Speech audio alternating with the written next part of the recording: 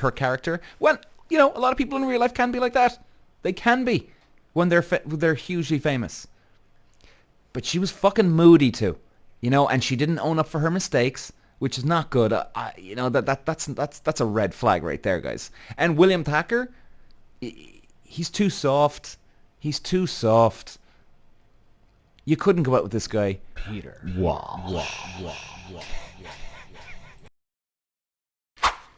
All right, ladies and gents, how is everybody doing? We're getting that run up to Christmas now, the Christmas spirit. But oh god, I know I'm having a bitch the other day. I was talking about the rain, or the cold, but it's so weird. Jesus, we had just beautiful, crystal clear skies in Ireland when it was so fucking cold. But of course, that's the problem why it was so cold, as we know, because no cloud cover. But now it's turned. It's got warmer, which is nice. But wow, we got some fucking grey skies here on the lead up to Christmas. Jesus Lord. Fuck. Oh, listen, I gotta stop bitching, shouldn't I really? It's Christmas. I think we need to all have a bit more gratitude in our lives. And maybe I'm just having too many drinks now at the moment over Christmas. I'm getting a moody fuck. But I think let's get on with this. Guys, I want to talk about Notting Hill today. The movie. Notting Hill. Anybody seen it? I gotta admit, it's a 1997 movie. And I've watched that movie, Jesus, hundreds of times, I'd say. I would say literally hundreds of times. I'm a major movie buff anyway. It's a great movie. It's a great love comedy movie. Now, love comedies wouldn't be my thing, but it's a really, really well-acted movie. It's a really just funny movie. And I think there's a lot of life lessons in this movie. So guys, as you know, many of you know, if anybody's just heard me for the first time, I talk a lot about Formula One, dating on the podcast. But I've been an actor in LA, and you know what? I want to combine all three, actually, if we can. Well, not Formula One in this case, but I want to combine movies, because I love acting in movies, but dating movies too here. We combine all, kill two birds with one stone here. And I think that, call me crazy, guys. Call me fucking crazy, but I know this from acting. A lot of movie scripts are, let me rephrase, a lot of great movie scripts is based off real life psychology. This is no exaggeration. Any movie script worth its fucking salt.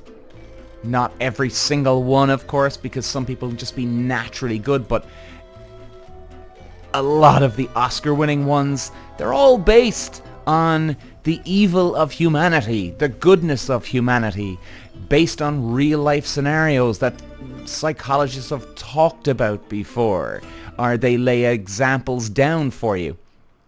And I think, without getting intense today on this one, a lot of this is in Notting Hill when it comes to relationships. A lot of people love the Hugh Grant character now in Notting Hill, right? I mean, he's great. He's very charming in a very quiet, nice guy way. He's funny. He's very kind of innocent in a way. But dealing with a guy like him in real life, he'd be a lot of fucking hard work. Let's break this down today. Really, do we know many people? I wouldn't know many people that sort of pushovery nice guy, and then he kind of shows a little glimpse of the darker side in many ways. Again, just like psychologists would tell you. And as many of you know, I've studied psychology. I love it, and I'm fascinated by it.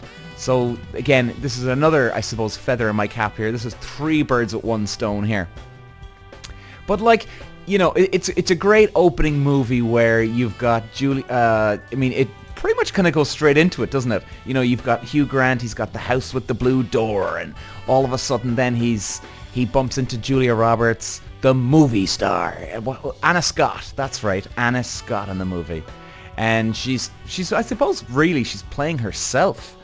And guys, if you've never seen the movie before, get it out because it's 1997. Yeah, we're going way back here. What are we going back? Like, Jesus, 26 years, I think. Is it 27 years? Wow, how time flies, huh? But it's just a charming, kickback, hangover Sunday movie. You know, and I love the way you've got the dumbass customer that comes in. He's looking for, what is it, Charles? Oh, it's a brain fart. I even just researched this the other night. I watched this to just talk about this movie, and I've just forgotten. He's looking for a spy novel. And he's like just a complete dumbass. And Hugh Grant's character's looking at him like, are you alright?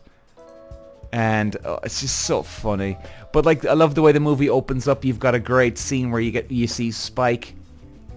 You know, he's got that t-shirt on. Like, it just sums up the character Spike all in one.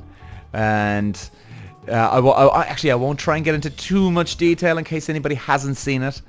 But then when Hugh Grant bumps into her, he knocks the coffee on her. And then they start talking. And then, or maybe I should go into it a bit more detail, shouldn't I? Yeah, fuck it. What am I saying? Who can blame me? It's a 26, 27-year-old movie. I mean, if you haven't seen it right now, Jesus, Lord knows you've had enough time to see it. So look, spoiler alert. If you haven't seen it, turn this episode off, and hopefully you come back again to listen to the rest of this. But anyway, let's fucking get into some detail. Christ, we can't be doing this. 26-year-old, 27-year-old movie. If it was a 2-month-old movie, understandable. So, like, it's great the way they bump into each other. He spills the coffee. She comes back to the house. She cleans up. She gives him a kiss before she leaves. I mean, like, can you imagine that happening to somebody who's that quiet and shy, like William Thacker, the Hugh Grant character? And then he bumps into the biggest movie star on the planet. She's won Oscars, or I think she's about to win Oscars in the movie. I mean, it's a great movie. And then you've got, like, when she comes into the shop, and then she bumps into him again, and then he just can't believe it. And I love the banter in the movie too.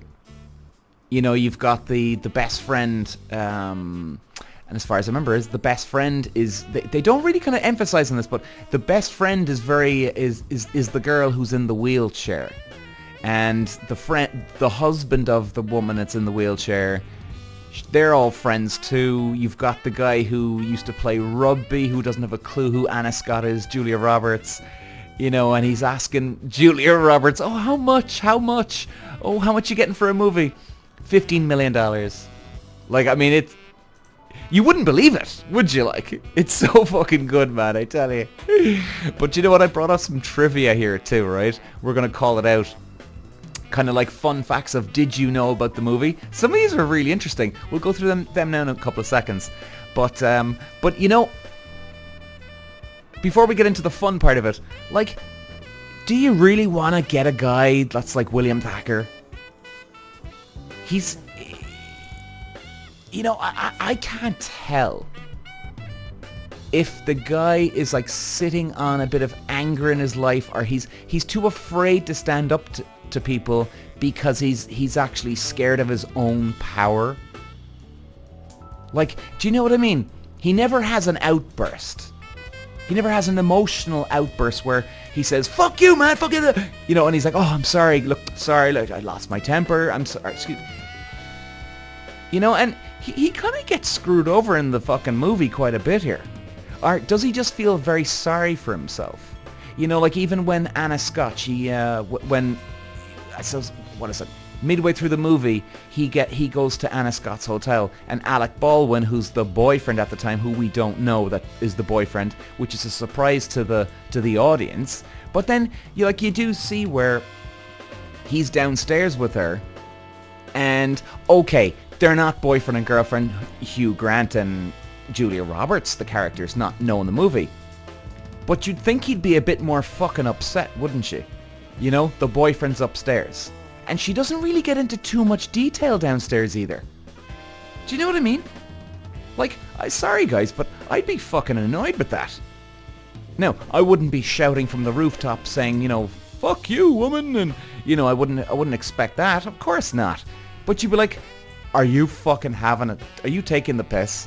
Are you taking the fucking piss? Now, then again, you could blame Hugh Grant, could you? Because she is one of the biggest movie stars on the planet, if not the biggest. And then, yet, everybody knows that she's had Alec Baldwin as the boyfriend in the past, or still is the boyfriend in the past, or still is the current boyfriend, sorry. Do you know what I mean? But then again, even he does address it. Oh, my life ruined because I don't read the tabloid. You know, so like you can't blame him per se either. So then again, could you blame her completely? I mean, I don't know. A guy like William Thacker. And you see then again, like, you do want a guy with a bit of an edge, don't you? You don't want an all-around, flat-out, full steaming bastard here on your side here, where he's just like a bulldog and you can't keep him under control, or he just won't fucking calm down when things go bad. No. But like, what happens if things do go bad? Could you trust a guy like that? You know? Unless you like to be the controller in the relationship as a woman. Okay. Alright. I understand. But Jesus, you do want a guy that, if the shit hits the fan, you want a guy like... You don't want a guy like William Thacker, Hugh Grant. Do you know? Like, I always analysed it like that, because I understand, you know, he's a fairy tale character. He's so over the top nice guy that, you know, I suppose watching him on a screen is a great thing.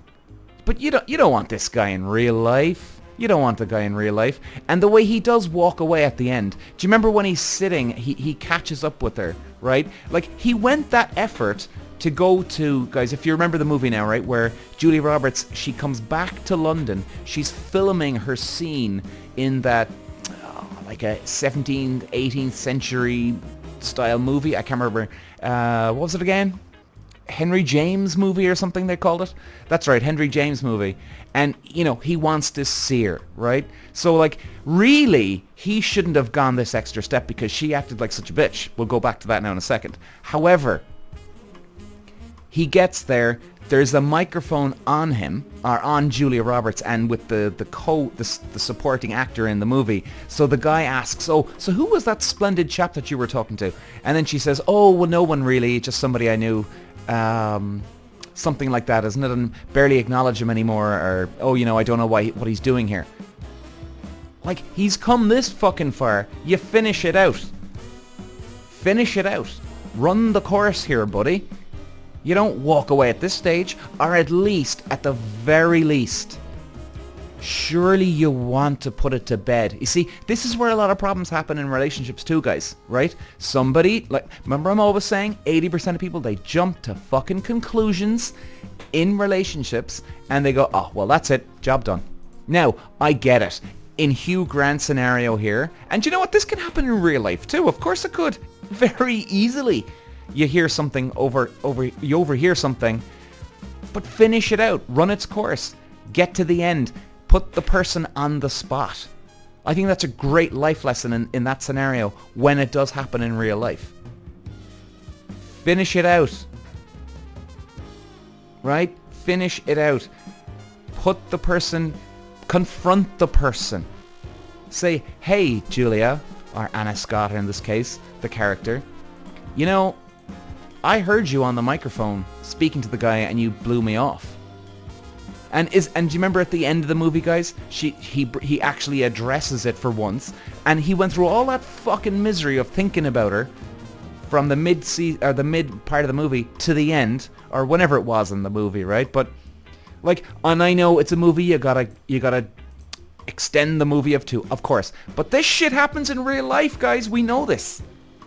Right? Unless you want some fucking fairy tale fucking dramatic ending in a relationship with somebody where actually you could just nip it in the bud, save some fucking time on both hands, and just talk to the person. Even if you are about to lose your fucking mind. Well, look, take a few breaths, talk to the person and confront the issue. Now, let's go back to her. So, this is why I don't like the character here. There's a lot of people in real life, just like the William Thacker character, who don't confront the issue head on, even if it's going to be a horrible conversation, and she could even say something even worse to me. But at least you've got peace of mind.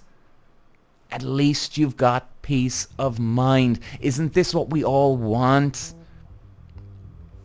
You know? Maybe some people don't.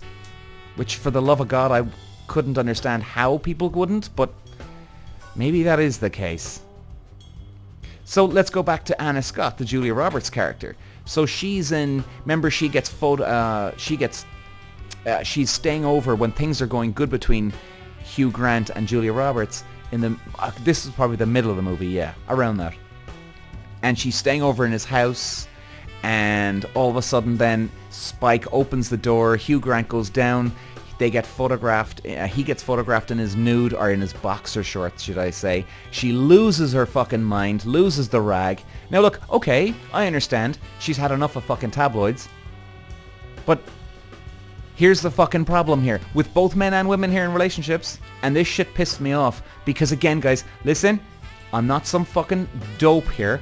There's a lot of scenarios that happen in movies that always happen in real life. So the classic case here is, like the Hugh Grant when he fucked up there and he didn't talk to her and confront her. With Anna Scott, Julia Roberts, when she loses her rag, she says something horrible. You can see it written all over her face, and then she just walks out the door. That's it, job done. She leaves him fucking hanging. Now, look, I know in a real life scenario, you'd have some people that actually would just say, oh fuck, no, sorry, honey, I didn't mean it like that, or look, John, I didn't mean it like this.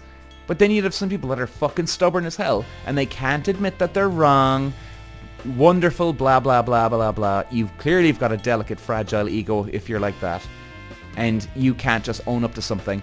But this shit happens, like I'm saying, and you know, guys, we got takes two to tango in the relationship. Takes two to fucking tango. Like, that actually did annoy me in the movie, I've got to say. You know, when the two of them just kept fucking up. Again, I know you gotta get the runtime of the movie in as well, of course. You gotta drag it out and hope, oh, will they get together? I know, I get it, of course. But look, hey, sometimes a movie is based on real life. A lot of the time. In fact, a lot of the backstories of movies. Why do we have movies in the first place? Because this shit happens. You know? So, anyway, guys, that's the shit I didn't like. But, like, actually, here's some cool trivia. Do you know when they have that long shot, they're saying here, the long shot where William Thacker walks through Notting Hill during summer, fall, winter and spring. So do you know when everything is going really shit with Julia Roberts? And yeah, and you remember he's just walking through. And spring. It was actually 4 different shots, all filmed the same day. Computer technology morphed Hugh Grant seamlessly from one shot to the next. That's quite good fucking CGI for 1997. Then again, you had Titanic out around that time too, maybe a year before that, or a year after, or maybe even the same year. But then again, Titanic and Terminator, like, they were the movies back in those days with unbelievable CGI, but they were just like leaps and bounds ahead of everybody else. But that's quite impressive for a 1997 fucking movie, guys, that they did all that in one day. Wow. The shots, here's another one. The shots in the lobby of the Ritz were actually filmed at the Ritz, but between 2 and 4 a.m. so as not to be affected by the real guests. Wow, they did quite a good job for that, in fairness. I mean, obviously they would have had a certain amount of control, you know, people not walking into a shot, because you'd have drunk people coming in at the end of a night. But the fact that they didn't have anybody hanging around or messing up shots, that was quite good. That was quite good. Okay, so when Bernie, unaware of Anna's level of fame, asked her how much she made in her last movie, remember the guy asked how much did he make, Julia Roberts ad-libbed the number, Initially in the script and during rehearsals, she said 10 million. In future takes, she changed it to 12. In the third take, she said 15 million.